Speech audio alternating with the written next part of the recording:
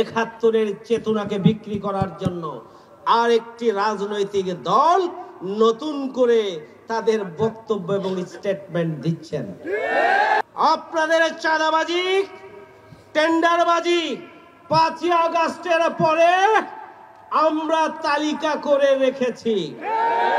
বক্তব্য যদি বন্ধ না করেন তাহলে বাংলাদেশের একটা ওয়ার্ডের দখলদারিত্ব যদি আজকে সোশ্যাল মিডিয়ায় আসে, জনগণ আপনাদেরকে ধিক্কার দিবে। বক্তব্য বন্ধ করুন, বক্তব্য বন্ধ করুন।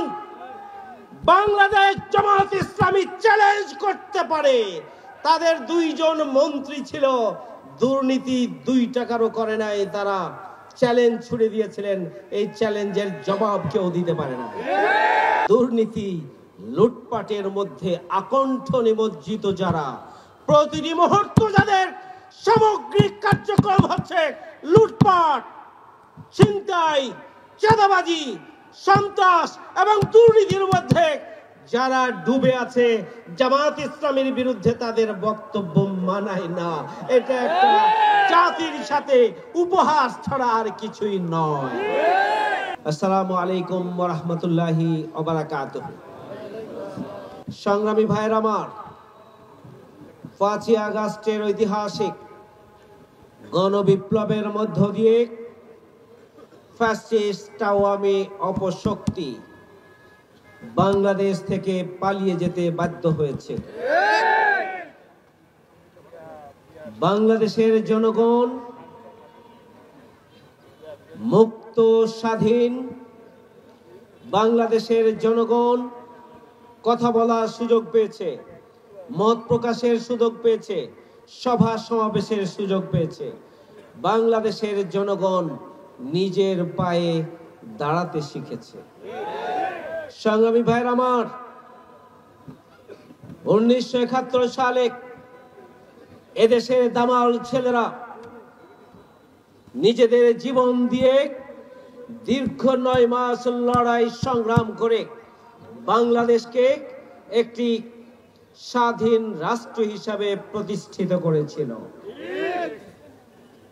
কিন্তু এই স্বাধীনতার চেতনার ধ্বজাধারী যারা স্বাধীনতা আন্দোলনে এককভাবে ভূমিকা পালন করেছিলেন বলে এতদিন সোল এজেন্ট হিসাবে দাবি করে এসেছিলেন, সেই আওয়ামী লীগের হাতেই বাংলাদেশের এই স্বাধীন রাষ্ট্রের যে মূল শক্তি, সার্বভৌম শক্তি, সেটি প্রতিবেশী রাষ্ট্রের হাতে বর্গা দেওয়া হয়েছিল।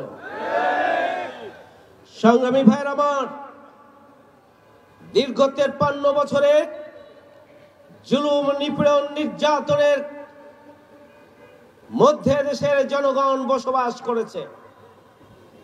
ওই 71-এর চেতনার নামে বাংলাদেশকে বিভক্ত করা হয়েছিল। 71-এর চেতনার নামে ইসলামের বিরুদ্ধে ষড়যন্ত্র করা হয়েছিল। 71-এর চেতনার নামে জামাত ইসলামীকে নিষিদ্ধ করা হয়েছিল।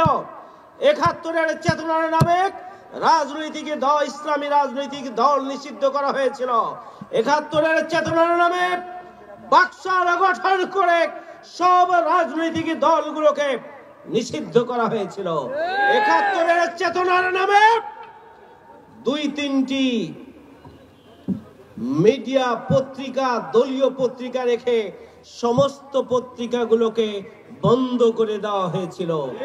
ওই 71-এর চেতনার নামে বাংলাদেশের ইসলাম প্রিয় জনগণকে বাংলাদেশ থেকে নিশ্চিহ্ন করার জন্য ষড়যন্ত্র করা হয়েছিল।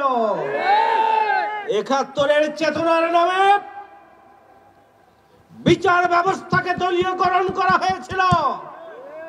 আইন শৃঙ্খলা বাহিনীকে দলীয় বাহিনীতে পরিণত করা হয়েছিল।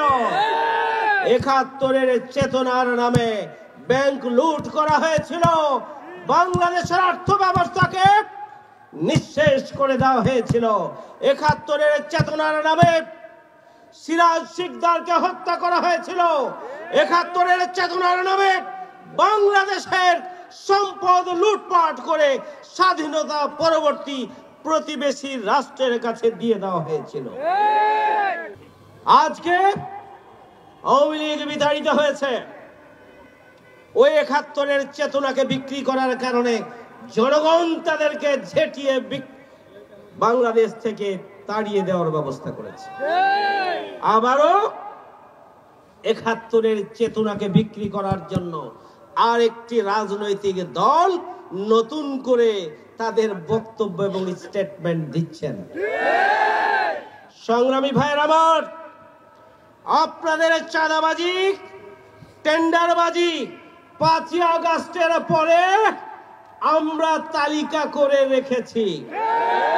বক্তব্য যদি বন্ধ না করেন তাহলে বাংলাদেশের এক একটা ওয়ার্ডে যে পরিমাণ চাঁদাবাজি করেছেন, যে পরিমাণ টেন্ডারবাজি করছেন, যে পরিমাণ আপনারা সন্ত্রাস এবং লুটপাট করেছেন, যে পরিমাণ দখল আপনারা করেছেন, একটা ওয়ার্ডের দখলদারিত্ব যদি আজকে সোশ্যাল মিডিয়ায় আসে, জনগণ আপনাদেরকে ধিক্কার দিবে। বক্তব্য বন্ধ করুন, বক্তব্য বন্ধ করুন।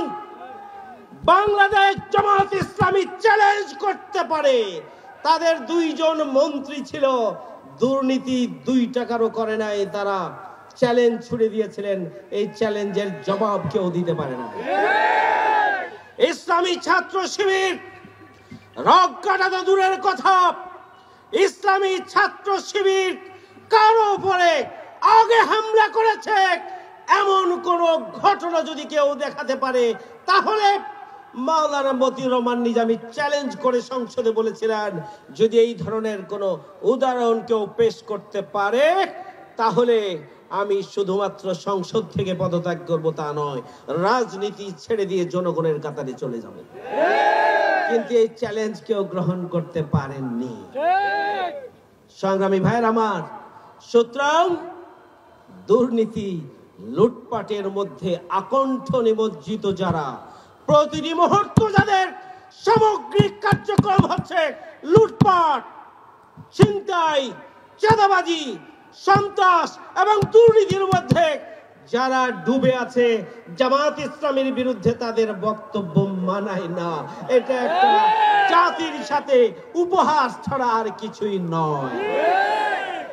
আপনাদের অনুরোধ করব, আপনারা যে বক্তব্যগুলো দেন, এরপরে দেশ এবং জাতির ইয়াং জেনারেশন আপনাদের সোশ্যাল মিডিয়ায় কিভাবে সমাদর করেন সেগুলো আপনারা একটু কমেন্টসে গিয়ে দেখেন, সেগুলো একটু কমেন্টসে গিয়ে দেখেন, তাহলেই আপনাদের বক্তব্য বিবৃতি বন্ধ হয়ে যাবে।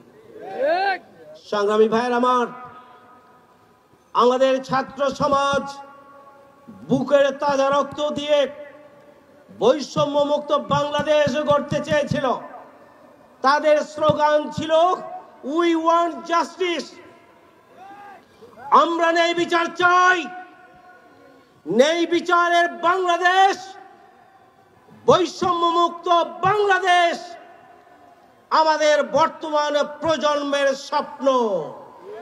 সেই স্বপ্ন বাস্তবায়নে যারা চাঁদাবাজ, যারা দুর্নীতিবাজ, যারা সন্ত্রাসী, যারা টেন্ডারবাজি করেন, তাদের আগামী দিনে খাওয়া নাই। এটা উপলব্ধি করেই আপনাদের মাথা এখন ঠিক নাই। দীর্ঘ 17.5 বছরে সবচাইতে বেশি মজলুম যে দলের নাম, তার নাম হচ্ছে বাংলাদেশ জামাত ইসলাম। আমাদের 11 জন শীর্ষ নেতাকে হত্যা করা হয়েছে। আমাদের এটিএম আজহারুল ইসলাম জামাত ইসলামের শীর্ষ নেতা 14.5 বছর জুড়ে কারাগারে রয়েছে। এখন পর্যন্ত তিনি মুক্তি পান নাই। আজকের এই সমাবেশ থেকে এটিএম আজহারুল ইসলাম জামাত ইসলামীর সাবেক ভারপ্রাপ্ত সেক্রেটারি জেনারেলের অবিলম্বে মুক্তির দাবি করছি, না হলে আমরা দুর্বার গণ আন্দোলন গড়ে তুলব। সংগ্রামী ভাইয়ের আমার, প্রধান উপদেষ্টা মামলা নিয়ে প্রধান উপদেষ্টা হয়েছেন। অনেক উপদেষ্টা মামলা নিয়ে উপদেষ্টা হয়ে মামলা থেকে অব্যাহতি নিয়েছেন। আমাদের বিরোধী দলীয় প্রধান, বিরোধী দলীয় নেত্রী খালেদা জিয়া, তিনিও মামলায় ছিলেন। 5 আগস্টের পরে তিনি ঘরে ফিরে আসতে পেরেছিলেন। জামায়াত ইসলামের অন্যতম সহকারী সেক্রেটারি জেনারেল, সাবেক ভারপ্রাপ্ত সেক্রেটারি জেনারেল এটিএম আজহারুল ইসলামকে কোন কারণে এখন পর্যন্ত মুক্তি দেওয়া হলো না, বাংলাদেশের জনগণ তা জানতে চায়। সংগ্রামী ভাইয়ের আমার, জামায়াত ইসলামী বাংলাদেশ কম কুরবানি করে নাই, 5 শতাধিক নেতা কর্মী জীবন দিয়েছে। জামায়াত ইসলামীর কেন্দ্রীয় অফিস থেকে শুরু করে সকল ইউনিট ওয়ার্ডের অফিস পর্যন্ত বন্ধ করে দেওয়া হয়েছিল। জামায়াত ইসলামীর শীর্ষ নেতৃবৃন্দের সন্তান থেকে শুরু করে নেতা কর্মীদেরকে গুম করা হয়েছিল। আমাদের নিবন্ধনকে কেড়ে নেওয়া হয়েছে, আমাদের দাড়িপাল্লাকে কেড়ে নেওয়া হয়েছে, জামায়াত ইসলামী বাংলাদেশকে নিষিদ্ধ করা হয়েছিল।